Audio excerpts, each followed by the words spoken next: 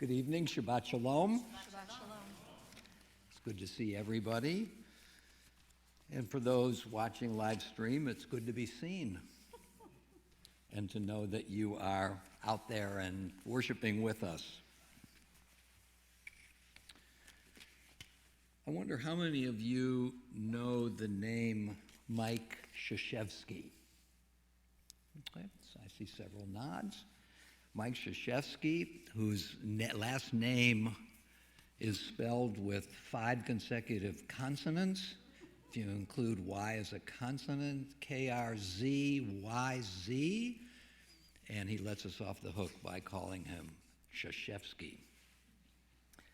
Mike Krzyzewski was the fabled coach of the Duke University Blue Devils for 42 years. He won 5 national titles, participated in 13 Final Four tournaments, won 15 Atlantic Coast Conference championships. So he has a rare record in the annals of college basketball. And along the way, I think it's safe to say, the Blue Devils under Krzyzewski played hundreds of teams, including some of the greatest teams in NBA basketball history. University of Kansas, Ohio State, University of North Carolina, UCLA, Baylor, and on and on. So at one point when Krzyzewski was asked, in all of these years, who did you find to be your toughest opponent? And his answer is not a little surprising. His answer was human nature. And we can see what he means, because he must have been referring along the way to some of our less worthy attributes, and let me make a brief list. We are self-centered and selfish. We are aggressive, easily hurt, resistant, often jealous, and sometimes bent on vengeance. We're in love with honor and glory, unconvinced by rational argument. We have a proclivity for self-deception, and even sometimes, not us, cheating. And so we can very well see what Coach Krzyzewski means by human nature as his toughest, perhaps most pervasive opponent. And I recently came across a quote by another worthy, Lisa Simpson, from the TV series The Simpsons. And here's what she said: "I learned very early that beneath my goody two-shoes lies some very dark socks." So our Torah portion for this Shabbat is Parshat Mishpatim, beginning in chapter 21 of the book of Exodus. And it deals with law. What's the function of law? It creates guidelines to promote and preserve the social order, its security, its peace, its capacity to protect our rights and liberties of all of us, to prevent harm. These are functions of the law. The great Mesopotamian king, Hammurabi, many of us have heard of Hammurabi, who ruled for 50 years in the 18th century before the Common Era, that is 4,000 years ago. And he says in the preface to his famous code, which contained 282 laws, these laws are to bring about the rule of righteousness in the land, to destroy the wicked and the evildoers, so that the strong should not harm the weak. A nice distillation of what law can do. Laws preserve society. But what about the problem of human nature? What about the great author Fyodor Dostoevsky's idea of the abyss of the self?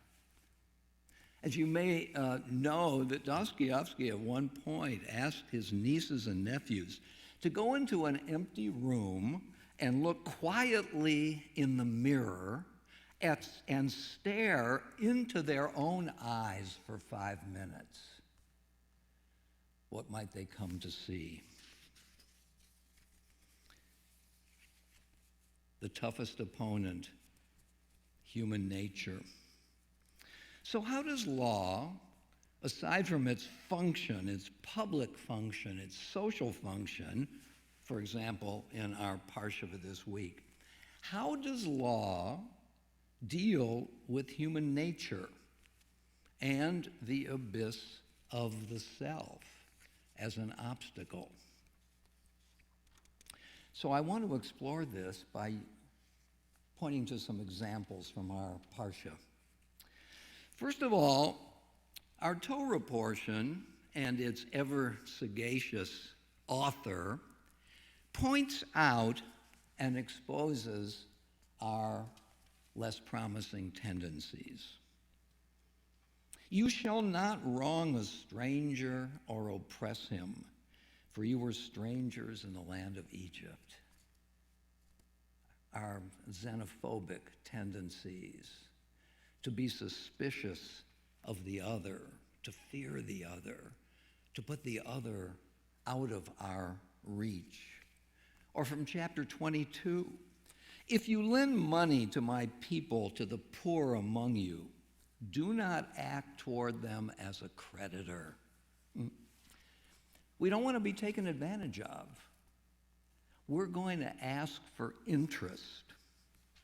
Or perhaps we resent the poor because they aren't working to lift themselves up. We've heard that before. And this idea plays, doesn't it? It sells. The poor don't work very hard. So why should we, if we're going to loan money to them, why should we not take interest? You shall not, verse 27 of chapter 22, revile God, nor put a curse upon a chieftain among your people. The tendency to blame God. Why did this happen? Why did God allow this to happen? I'm going to abandon God. Or the tendency to resist human authority. You shall not revile God, nor put a curse upon a chieftain, upon your people. Notice, by the way, that these imperatives presuppose certain ideas about who we are, oftentimes. What some of our baser proclivities are. These are assumptions behind these imperatives. Nobody has to say to me, breathe every 15 seconds, because I'm going to do that anyway. Imperatives point to something contrary to what I might more naturally want to do. You must not carry about false rumors, chapter 23, verse 1. Oh, how we love to gossip. How we love to talk to another person about somebody who is not there, to triangulate, to feel superior, to feel that we belong and that somebody else does not. I've often wondered if we were to devote ourselves, just for one day, not to allow ourselves during our talk with others to talk about other people. The rabbis say even positive talk about somebody who's not here is dangerous and harmful. Oh, what a wonderful person he is. Hoping that you might say, well, but there's this problem with this person. Even positive talk is harmful. And not only false rumors, but gossip in general. I'll move to Leviticus chapter 19. Do not go about as a talebearer among your countrymen. And we don't have to be told that if we were naturally inclined not to talk about anybody. Or back to Exodus. When you see the ass of your enemy lying under its burden and would refrain from raising it, you must nevertheless raise it with your enemy. What's the key word here? Nevertheless, in spite of your tendency, this is my enemy. Should I lift up his fallen animal? Should I indeed not only lift it up, but should I help him lift it up? How contrary to human nature is that? When you see the ass of your enemy lying under its burden and would refrain from raising it, you must nevertheless raise it with him. Or, 6 years you shall sow your land and gather its yield, but in the 7th year you shall let it rest and lie fallow. Let the needy among your people eat of it, and what they leave, let it remain there for the wild beasts to eat. Why should I relinquish what I own to others who haven't worked the land? Why should I let others enjoy it for nothing? And why shouldn't I go out a week after I leave it and gather in what remains? No, leave it for the animals. Even though this rubs against my sense of ownership and enjoying the fruits of my own work. Notice, therefore, that the Torah expresses baldly who we are oftentimes, exposing those dark socks beneath the goody two shoes. Maybe we should ask ourselves. On your behalf, I'll ask myself, am I ever like this? Or, if not very often, am I tempted? What would I see if I looked in Dostoevsky's mirror and just stared at my own eyes for 5 minutes? What would I uncover as lying, perhaps not on the surface, but not too far below the surface? Parshat Mishpatim, a series of laws with a rich, forthright, honest view of the darkness that can express itself out of our own human nature. And perhaps the Torah's realism can be expressed in an old Latin proverb. Homo homini lupus est. We can be wolves to one another. Or Thomas Hobbes's war of all against all, if we are only left to ourselves. But what about the other side? What about our benevolence, our capacity to be thoughtful, empathetic, generous? This is also part of who we are, isn't it? The rabbis talk about the Yetzer Hara, the evil impulse, and the Yetzer Tov, the good impulse. We are twofold. So I'm wondering what Parshat Mishpatim has to say about this. I'm just going back to the passages that I've already read. You shall not wrong a stranger or oppress him, for you were strangers in the land of Egypt. How shall we cross the abyss between myself and the other? Through empathy, through the recognition that we have a common history. We were strangers. Empathy brings us into the shoes of the other. The Torah, as convinced as it is that we are inclined not to befriend the stranger, calls us in that same pasuk, that same verse, to the other side of ourselves, that we can overcome that impediment through another element of human nature, and that is empathy. That verse, as well as being realistic, is a summons to reach across the divide and feel the experience of the weak. On the assumption that we can do it, Otherwise, it wouldn't ask us to do it. When you see the ass of your enemy lying under its burden and would refrain from raising it, you must nevertheless raise it with him. The Torah is asserting that we can overcome our human impulse not to help our enemy. Otherwise, it wouldn't call us to do it. You shall draw a 5-sided triangle. Now, I want you to try real hard to do it.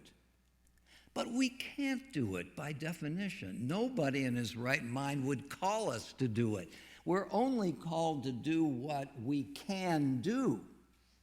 And the Torah recognizes the nevertheless to our less promising impulses. So, yes, Coach K, Coach Krzyzewski, did face a tough opponent in human nature. All those practices, all of those tryouts, all the time when he had to go to the 8th man and tell him he's not going to play very much this year, and then come to feel the wrath, unexpressed perhaps, of that person. Yes, he did face human nature with its corrosive and harmful features. But notice again that Coach K did, after all, win 5 national championships. So human nature is not like the other laws of nature. Human nature is pliable, it's bendable, it's educable.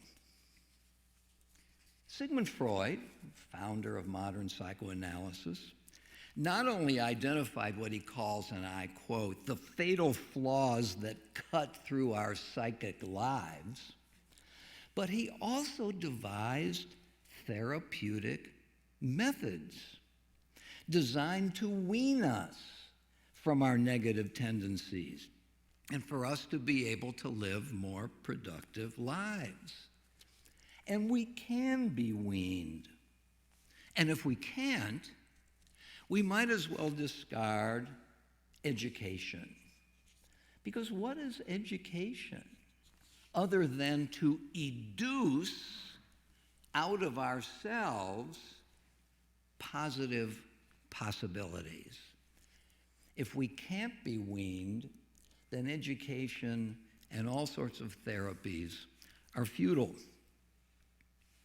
And the Torah and Judaism, our Judaism that grows from it, are examples of both an honest, thoroughgoing realism about the depths to which we can sink, but also about the heights to which we can soar. And as always, the choice is ours, but it takes work. And it seems to me, how can I spend these many minutes without quoting Aristotle? It seems to me that the work it takes is the cultivation of habits, because habits tend to mute the impulses that bubble up from below. Habits that will still our less positive impulses and allow us, nevertheless, to live fruitful, positive lives with one another.